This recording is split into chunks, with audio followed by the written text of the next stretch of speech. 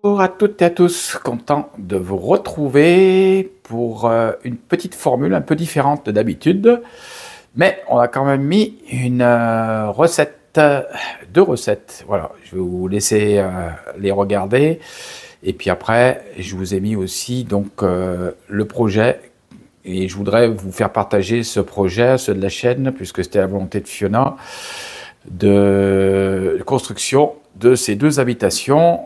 On n'est qu'à la genèse, on est juste au début, mais ça va vous aider. Peut-être que vous envisagez aussi d'acheter. Et je vais vous donner quelques petits trucs et astuces pour pas vous faire avoir et puis pour être vigilant. Voilà, parce qu'il y a quand même pas mal d'enjeux et pas mal de choses à regarder. Voilà, je vais vous laisser regarder cette vidéo. Et puis, je vous dis à très vite.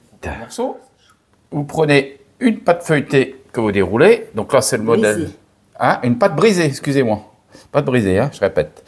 Donc là, vous mettez vos pommes de terre comme ça. Après, qu'est-ce qu'on met? Un peu de crème. Yuka a dit qu'elle était bonne, celle-ci. Il n'y a pas d'ordre. Voilà, il n'y a pas vraiment d'ordre. Hein. Et après, vous mettez du fromage à raclette dessus. Voilà, 3 fromages à raclette. J'en ai peut-être un peu trop mis. Voilà. Oh. Il y en a qui vont se régaler tout à l'heure. Parce que quand ils viennent, je leur fais deviner ce qu'il y a à manger. Quand ils viennent dans la voiture, je vais chercher à l'école du jambon. Sans, comment on appelle ça? Sans nitrite. Surtout, prenez pas du ballon nitrite. Comme ça, ils n'en vendront plus de leur cochonnerie qui amène des cancers. Voilà. On remet un peu des pommes de terre. Encore un petit peu de crème pour le plaisir. Et après, oh là là là là, Antoinette, est-ce bien raisonnable?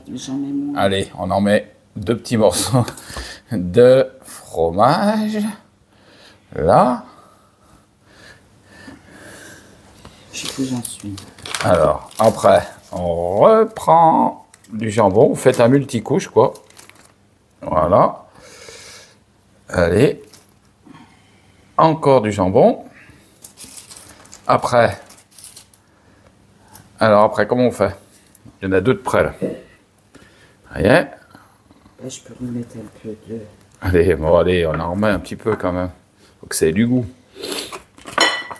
Bien sûr, surtout, faut pas se... Après, tu m'étonnes quand ils rentrent chez eux le soir, ils ont plus faim. On sait pourquoi. Là, un petit peu de pommes de terre. Pareil ici. Ah, c'est chaud. Prépare les 2 à la fois. Ah ben, il en faut 2. Hein. Ouais, il en faut 2. Voilà. On a remis un petit peu de crème encore dessus.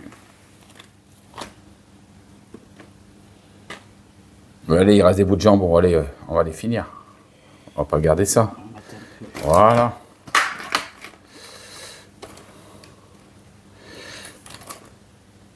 Et voilà.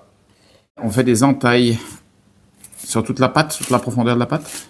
Ouais. Non. Non, juste à peine. Juste à peine. Voilà. Les entailles en partant du centre, vous ramenez. Voilà. Comme ça. Et après, waouh. D'accord. On voit à quoi ça sert. Voilà. Et vous ramenez.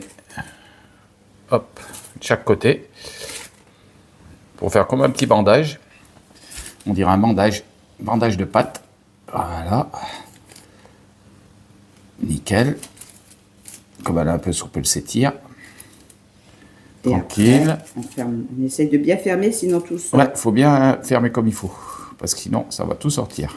Surtout Attention, pour le mettre sur la plaque au four. Je les ai bien garnis. Voilà, là, ils sont bien garnis. Ah, voilà, on le fait. Et vous faites pareil pour le deuxième, si vous en faites 2.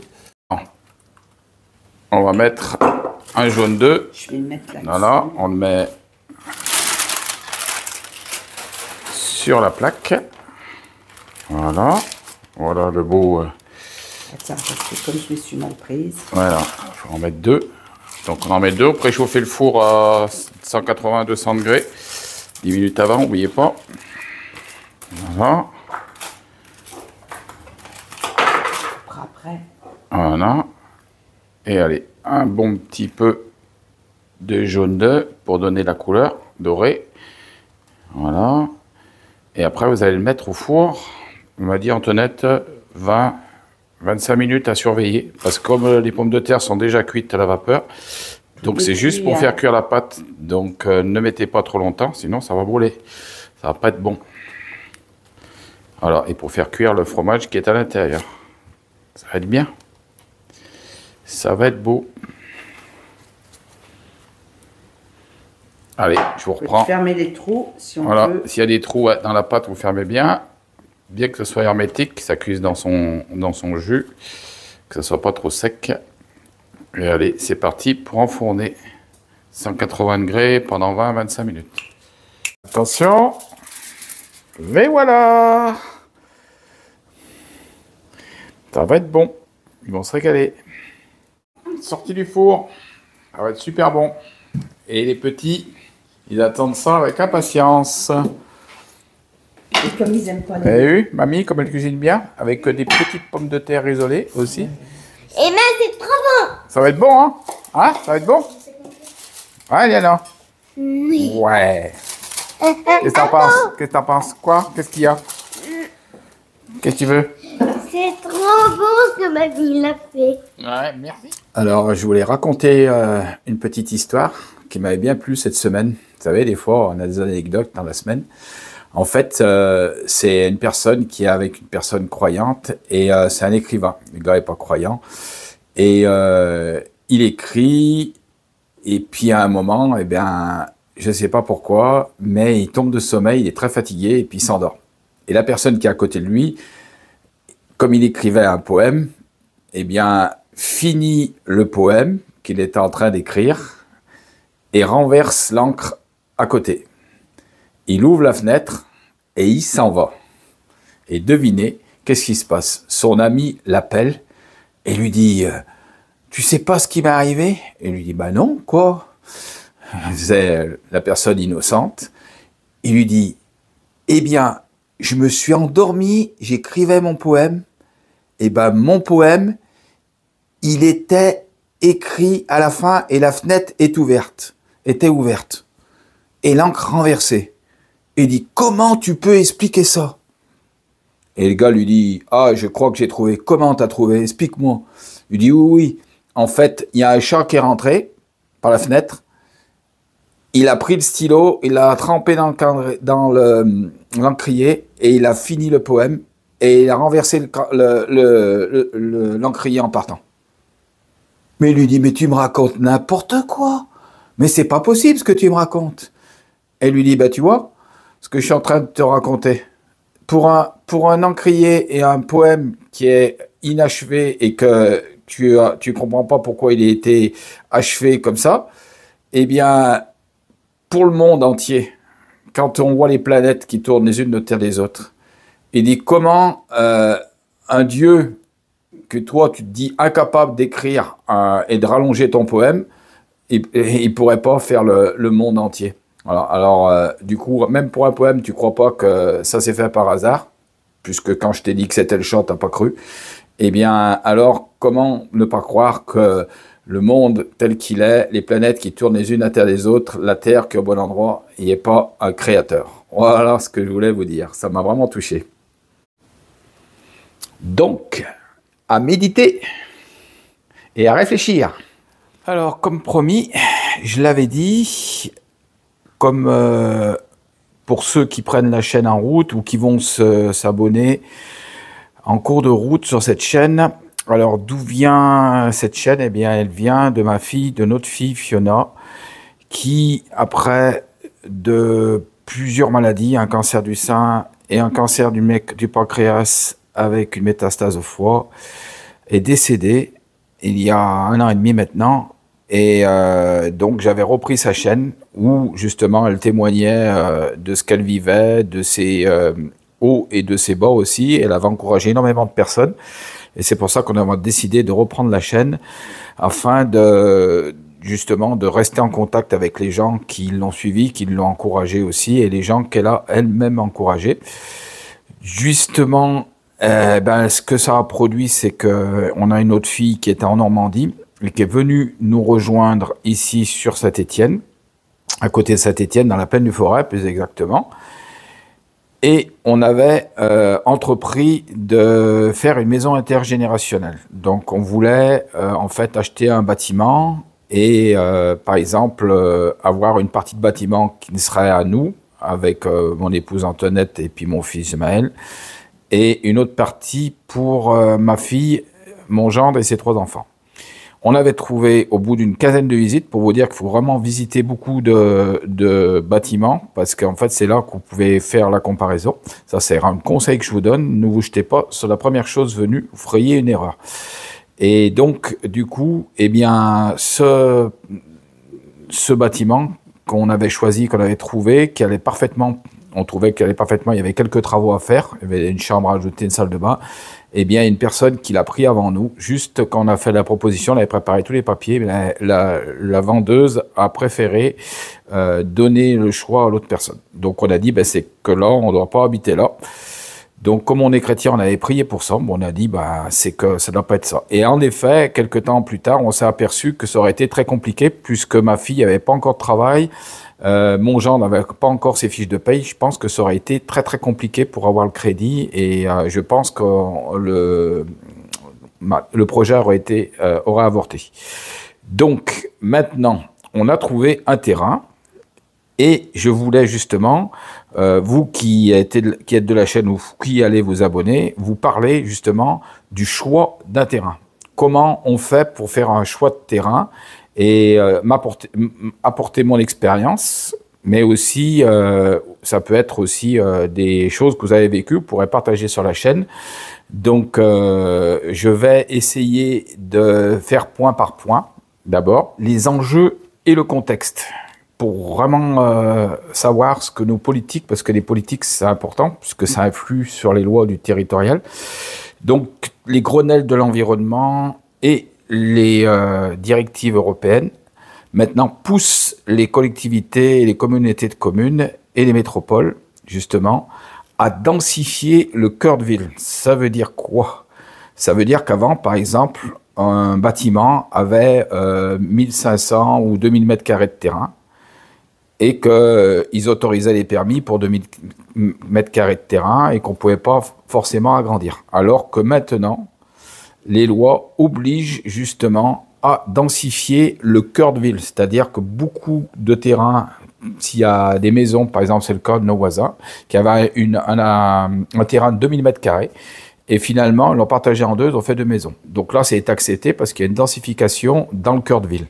Voilà, ça veut dire que tous les terrains qui sont à l'extérieur des villes, assez loin, 1 kilomètre, 2 kilomètres, eh bien les permis ne seront pas accordés. Voilà. Où il y aura une grosse difficulté pour avoir des permis. Il faut savoir une chose, c'est que maintenant, les collectivités territoriales ne sont plus vraiment maîtres de leur permis, c'est les communautés de communes, puisqu'on a un PLUI, donc c'est un plan local d'urbanisme intercommunal. Donc c'est en fait, c'est le plan local d'urbanisme, c'est toutes les lois qui vont régir le type de construction, la hauteur, le nombre de mètres carrés que vous avez droit par rapport à votre terrain, ce qu'on appelait avant le coefficient d'emprise au sol. Voilà.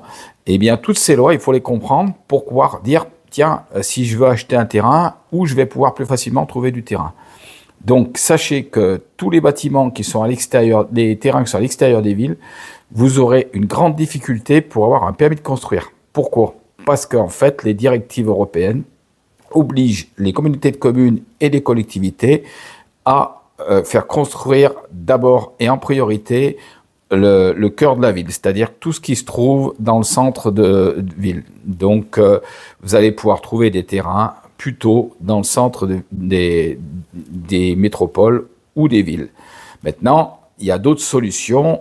Je vais essayer de vous les expliquer, mais c'était important que vous compreniez ça pour que vous puissiez savoir comment fonctionnent un petit peu les collectivités et comment vous pouvez plus facilement trouver des terrains. Voilà, vous allez avoir 3 grosses options pour pouvoir acquérir une habitation.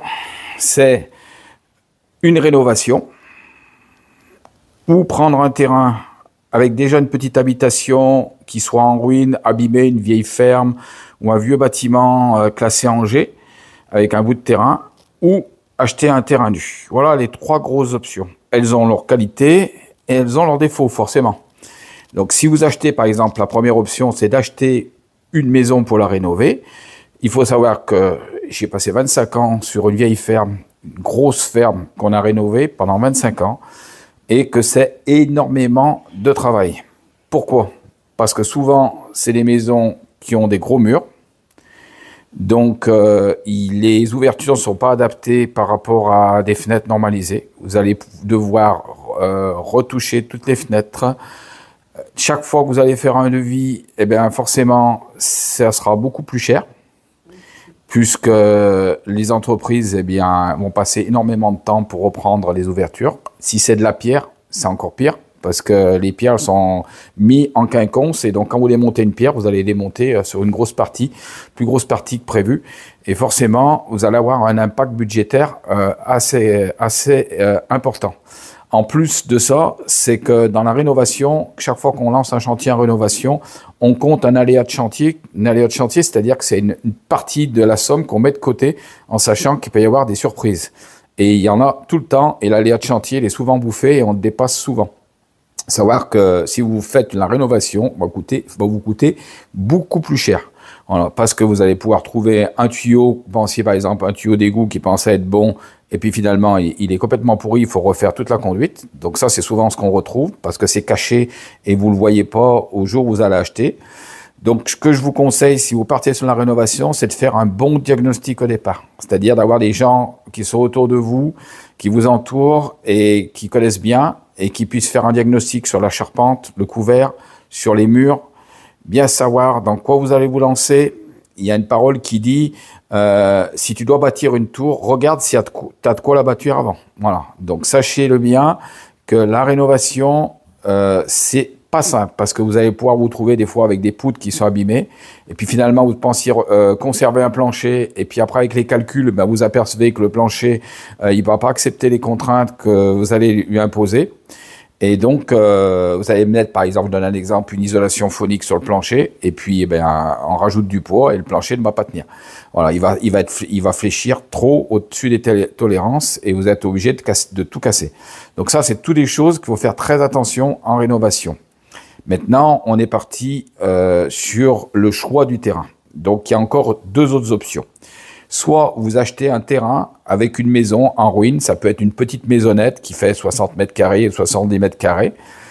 Soit vous la conservez, soit vous pouvez la raser.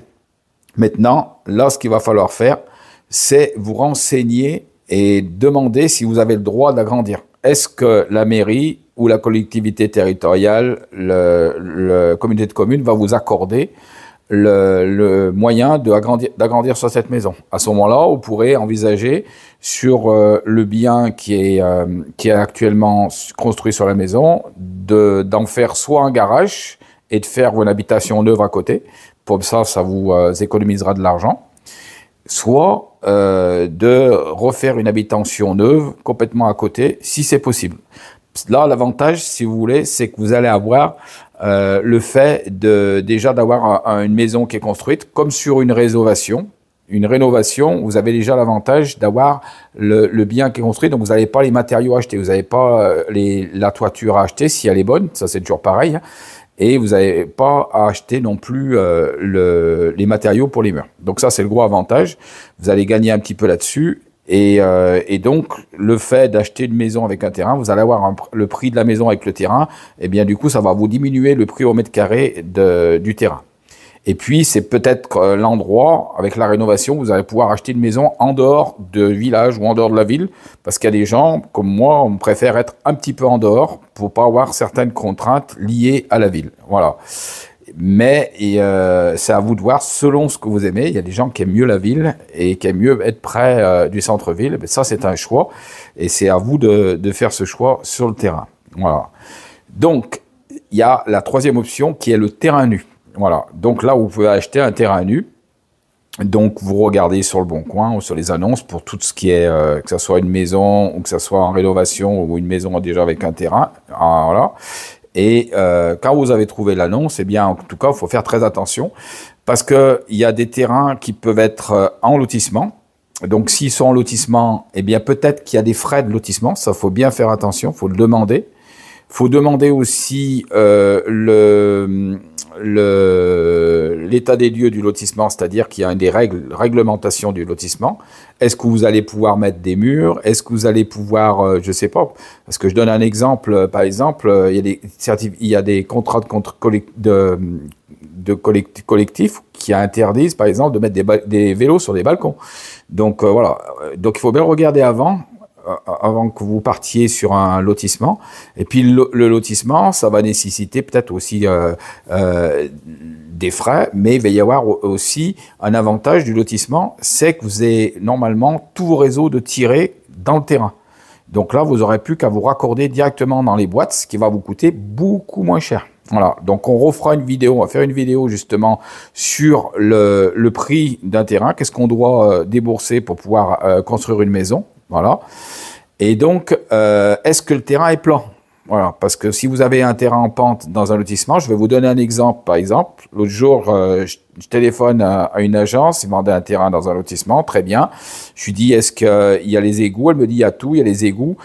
Et je lui dis, pour les égouts, comment on se raccorde? Est-ce qu'il y a une boîte? Ah non, non, non, il faut une pompe de relevage. Ah oui, donc si vous ne posez pas les bonnes questions, eh bien, une pompe de relevage, c'est tout de suite 6 000, 7 000, 8 000 euros, avec la maintenance qu'il va y avoir derrière, parce qu'une pompe de relevage, ça demande beaucoup de maintenance. Donc, il faut bien vraiment prendre l'ensemble des choses pour pouvoir faire le prix de votre terrain. Ne dites pas, le terrain, il vaut par exemple 150 000 euros, je le trouve pas cher par rapport à l'autre, il faut bien comparer les choses qui sont comparables. Voilà.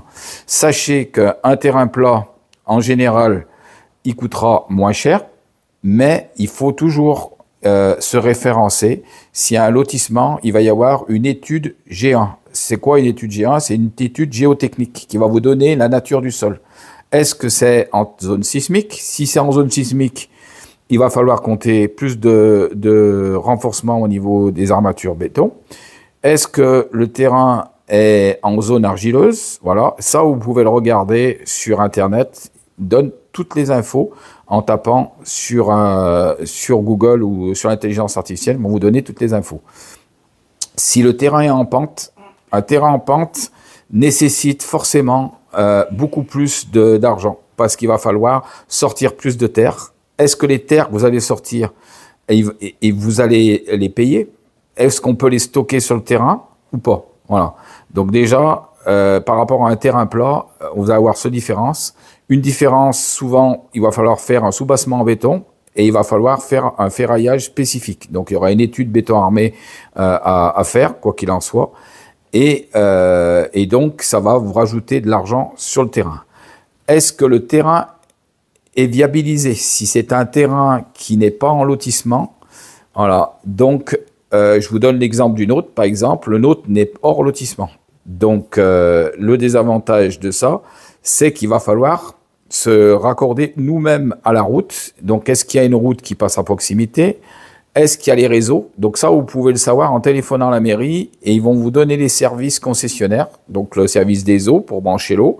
Le meilleur, c'est de les convoquer sur place et de leur demander, voilà, je veux acheter un terrain dans telle rue, est-ce que je peux me brancher? Alors, il va vous dire oui. Et attention, par exemple, si vous n'avez pas de poteau à proximité, il se peut, et ça, faut le demander à Enedis, parce que c'est eux qui mettent les réseaux. Téléphonez à Enedis, vous faites une demande avant d'acheter quoi que ce soit, de vous lancer et de passer chez le notaire. Demandez si c'est possible de se raccorder. Je vous donne un exemple. Une personne avait acheté un terrain et ils avaient vu que le poteau était à 15 mètres. Ils ont dit, bon, ben 15 mètres, c'est pas énorme. Sachez que Enedis ont des forfaits. C'est par exemple 5 000 euros pour 5 mètres. Au-delà 5 000 euros, au lieu de 5 mètres, ça va passer par exemple à 15 000. Sauf que le poteau qu'ils avaient prévu de se brancher, la ligne était trop faible et il a fallu changer toute la ligne. Ça a coûté 35 à 40 000 euros. Donc ça peut aller très vite. Donc le prix d'un terrain, c'est vraiment, pour fixer le prix d'un terrain, il faut vraiment, et faire son choix, il faut vraiment avoir tous ces paramètres en jeu. Voilà. Donc c'est avec ça que vous allez pouvoir choisir et faire votre choix. Donc, bien sûr qu'il y a un autre paramètre aussi à prendre en compte, c'est la zone. Dans quelle zone? Donc, je vous conseille de circonscrire une zone dans laquelle vous vous dites, eh ben, dans cette zone, ça peut être 15, 20 km de rayon, dans cette zone, je me vois habiter là. Voilà. je me vois habiter là parce que je me sens bien, parce que j'ai vécu là il y a quelques années, j'ai envie de revenir, ou parce que tout simplement vous avez vécu toute votre vie à cet endroit et vous cherchez dans cet endroit. Donc là, il faudra bien prendre en compte des autres paramètres. Si vous ne connaissez pas la région, c'est de vous renseigner auprès des personnes, parce que moi je prends l'exemple chez nous. Il y a, par exemple, si on construit sur Saint-Étienne, le prix de l'immobilier est bas, très bas. Si on s'éloigne de 20 km Saint-Étienne, c'est très cher. Voilà. Donc, et même à côté de nous, on a un village qui est à côté de nous et qui est pas très cher par rapport aux autres villes. Voilà. Il peut y avoir des décalages d'un village à l'autre. Donc, renseignez-vous. Et pourtant, cette ville, il y a des endroits qui est très basse en prix par rapport à nous, où on habite. Eh bien, en fait, cette ville, il y a des jolis endroits. Donc, ça ne veut pas dire que la ville est moche, mais ça veut dire que cette ville, eh bien, elle est moins cotée. Donc, renseignez-vous. Et puis, prenez en compte aussi le fait vous allez aller au travail. Et puis, pour aller au travail, pas le faire le week-end avec la voiture et essayer, mais le faire en semaine et regarder combien de temps vous mettez. Aux horaires à laquelle vous allez rentrer du boulot, parce que nous, par exemple, l'axe Saint-Étienne pour aller chez nous, il est complètement bouché. Des fois, pour faire 20 km, vous mettez 3/4 d'heure. En particulier, les mardis et les jeudis, c'est très, très encombré. Donc, il faut après voir, est-ce que vous pouvez décaler vos horaires? Est-ce que vous aurez du télétravail? Ça, c'est à prendre en compte. Une autre chose qu'on a pris en compte aussi pour l'achat de notre terrain, c'est de regarder les transports scolaires. Si vous avez des enfants en bas âge, il va falloir regarder autour la possibilité que les enfants puissent aller directement de votre maison à pied. Est-ce qu'il y aura un grand axe à traverser? Est-ce que c'est dangereux? Est-ce que vous les posez à l'école le matin? Est-ce qu'après, quand ils seront au collège, au lycée, ça sera possible? Ou est-ce que ça sera compliqué? Voilà. Donc ça, c'est tous les paramètres que vous pouvez regarder. Je vous conseille d'aller sur l'intelligence artificielle, de taper, par exemple, vous tapez maison de 120 mètres carrés à tel endroit avec un terrain de 500 mètres carrés. À combien puis-je estimer cette maison? Bien sûr, la maison, si elle est récente ou pas récente, marquez-le. Et puis, ça va vous sortir déjà une fourchette de prix. Ça va vous permettre de ne pas vous faire avoir. Donc, sachez que même s'il y a une agence, il faut quand même regarder les choses comme il faut. Parce que les agences, souvent, ils prennent un mandat et je me suis aperçu, ils ne connaissent rien du tout dans les matériaux de la maison. Vous leur posez des questions, des fois, ah ben non, je sais pas, faut que je me renseigne. Et voilà, le souci des agences, c'est souvent qu'ils connaissent pas les matériaux, ils savent pas trop ce qu'ils vendent souvent. Et moi, je me dis, vous fiez pas trop aux agences, malgré que le problème qu'il y a, c'est que pratiquement maintenant, on ne trouve presque plus de biens sans agence. Donc, ça peut être aussi une solution. L'autre jour, j'ai trouvé un papier dans ma boîte aux lettres où une personne marquait « Jeune couple, cherchons maison ». Ça peut être, si vous avez un endroit particulier, mettez simplement des papiers dans les boîtes aux lettres avec votre numéro de téléphone. Peut-être qu'il y a même des gens qui sont à côté qui vous diront on connaît, vous pouvez marquer si vous connaissez, merci de nous appeler. Et peut-être comme ça, vous éviterez les agences parce que c'est quand même important. Ça peut aller de 3 à 7% les frais d'agence, sans compter les frais de notaire qui viennent d'augmenter. Et ils augmentaient maintenant, donc vous ne pourrez pas échapper. C'est à partir du 1er avril, mais c'est pas la date de la vente se fait avant le 1er avril. Vous échappez, donc vous y n'y échapperez pas, puisqu'il va falloir passer votre compromis, c'est minimum 3 mois. Donc, ça veut dire que vous prenez un demi-point de plus. Pour vous donner un exemple, à peu près un terrain de 100 000 €, vous allez payer 11 à 12 000 € de frais de notaire. Ça dépend du notaire. Il faut savoir que c'est pas les notaires qui prennent beaucoup d'argent, mais c'est vraiment l'État qui prend énormément d'argent. Quand on dit de frais de notaire, c'est erroné. En fait, c'est des frais que l'État prend pour justement l'achat d'un terrain. Voilà. J'espère que vous avoir aidé, aiguillé. Si vous avez des questions à poser, eh bien, j'y répondrai. Mais je vais faire une autre vidéo avec une autre thématique. Et donc, il y aura d'autres éléments un peu plus précis pour le terrain. Voilà. Donc, nous, on a choisi un terrain. Donc, ça, c'est une autre aussi solution. On a choisi un terrain en pente, donc forcément, ça va nous coûter plus cher. Non viabilisé, ça va nous coûter aussi plus cher. Par contre, il avait le gros avantage, le terrain qu'on a pris, c'est qu'on pouvait le partager en deux. Et donc, c'est pour ça qu'on a partagé le terrain en deux et que ma fille a acheté l'autre moitié du terrain. De ce fait, elle va payer des frais de notaire normalement qui seront abaissés parce qu'ils sont primo-accédants à la propriété.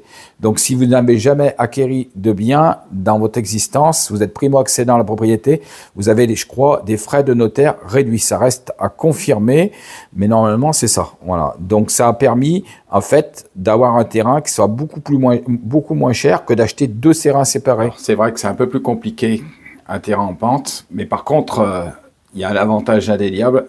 Et surtout, ce qui est important, c'est de regarder votre exposition. Parce que moi, j'avais vu, par exemple, un terrain qui était un lotissement. Alors, il était plat, tout était raccordé, même qu'il y avait des frais. Bon, il y avait des frais de lotissement qu'il fallait payer. C'était pas énorme, ça doit être 150 € par an, mais quand même. Et par contre, des avantages, c'est qu'il y avait des maisons autour. Et bien, au niveau de la pénétration du soleil, vous avez des applications qui servent aussi pour savoir le soleil, comment il va se diriger par rapport à votre future habitation. Donc moi, c'est ce que j'ai fait. Et je me suis aperçu que bon, j'allais être coupé, j'allais avoir pas mal d'ombre par rapport aux autres maisons. Et moi, l'important, c'était d'avoir du soleil. Et puis, l'exposition, pourquoi? Parce que vous allez avoir des apports solaires, et les apports solaires vont chauffer votre maison. Maintenant, avec les nouvelles maisons, comme elles sont bien isolées, il y a peut-être 3/4 des calories qui vont rester chez vous. Voilà, donc les calories, on les garde. Voilà, pour les maisons, je parle pas pour notre corps. Et bien entendu, et puis un gros avantage des terrains en pente, c'est la vue. Voilà. Et là, vous allez avoir une vue dégagée. Et ça, c'est quelque chose que vous aurez tout le temps. Alors, vous allez en baver un petit peu au départ. Ça va être un peu plus cher. Mais de l'autre côté, si vous pouvez vous le permettre, un terrain en pente, franchement, c'est quelque chose qui va faire le charme de la maison. La même maison sur un terrain en pente avec une vue et puis une autre dans un lotissement, ça n'a rien à voir. Voilà. Donc nous, on a choisi terrain en pente avec une vue. On aura chacun une vue et nos 2 maisons seront en escalier l'une au-dessus de l'autre. Ça fait qu'on ne se gênera pas. On aura chacun notre vue avec un joli balcon. J'espère vous montrer tout ça. Voilà, je vous laisse encore avec une petite recette cantonette à fête. Et puis, je vous dis à très bientôt. Alors, une petite vidéo concernant des raviolis. J'avais envie de faire des raviolis maison. Au moins, on sait ce qu'on met dedans. On a acheté une machine, pas chère, mais ça vaut ce que ça vaut. J'ai mis un peu de veau. J'ai mis du cottage, c'est du fromage épais. J'ai mis du parmesan, j'ai mis un peu de gruyère, du veau, je l'ai dit, des épinards, enfin j'ai assaisonné. Et j'ai fait une pâte à raviolis, donc avec 500 g de farine, 5 œufs, un peu de sel et à peine d'eau. Voilà. Alors, je mets un petit peu de boule, voilà, une petite boule, comme ça, que je mets de ce côté, normalement. Voilà, j'appuie dessus. Ça fait une pâte comme ça, que je passe à la farine pour ouvrir. Voilà. Après, je mets de ce côté, avec de la farine. Vaut mieux parce que sinon ça colle. Voilà. Je l'écarte comme je peux. Voilà. Et puis je mets un petit peu de... Alors des fois je fais des pâtes plus grosses, des fois moins grosses. C'est vraiment pas... Mes raviolis ne sont pas égaux, hein. Et voilà. Et du coup, les voilà. Voilà comment ça fait. Alors, il y en a des plus jolis, hein, bien sûr. Regardez, celui-là, il est plus joli. Il y en a des plus beaux. Il y en a lui, là, il est joli. Mais voilà. Après, la grande surprise, c'est de les faire cuire. Donc, je vais les laisser sécher un petit peu. Voilà, je peux en faire un autre avec vous. Alors, c'est vrai que la pâte... Moi, je suis d'origine italienne, hein, mais ma mère ne faisait pas de raviolis maison. Elle faisait d'autres choses, d'autres spécialités. Mais ça, j'ai pas connu. Donc, merci Google, merci YouTube pour les vidéos. Voilà, vous voyez, j'aplatis. Après, je vais mettre de l'autre côté. Hein, ça, c'est les machines qu'on a commandées à pas cher. Voilà, je vais mettre une farce. Celle-ci, j'ai fait plus épais. Alors, bien sûr, hein, il faut en prendre l'habitude. Voilà, là, je tourne. Vous voyez, hop. Oh, celui-là, il est joli, hein. Vous avez vu comme il est beau? Et voilà, celui-là, nickel, bien fermé. Voilà, plus qu'à faire cuire, on vous fera.